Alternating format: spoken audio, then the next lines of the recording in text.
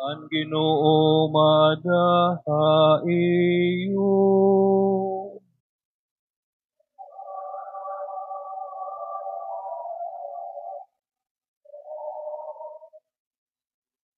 Pagbasa ti kang an Santos nga Ebanghelyo, sumalakan San Mateo. Paghimayaon ka, Ginoo.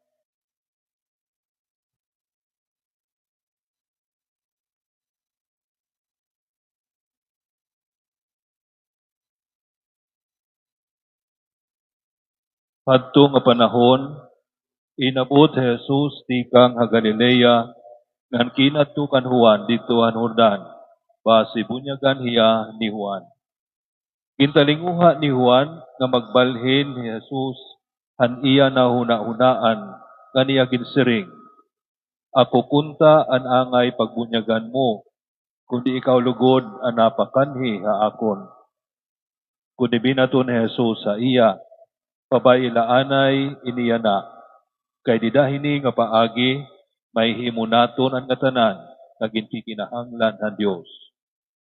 Ngan tinangdo hi Juan, han kabunyag ina kan Jesus hinaw asiyahan tubig. Nabuksan ang langit, nga ningkit-an ni Jesus ang Espiritu han Dios, na nakunsad, suga din sa rapati, ngan hinugdon didahaiya. Na nagsiring intingog ti kang halangit. Amo ini, anakon hinigug mga anak, na nakakalipay ko sa akon. Ang Ebanghelyo han Ginoo. Pagdayawon ka, Kristo.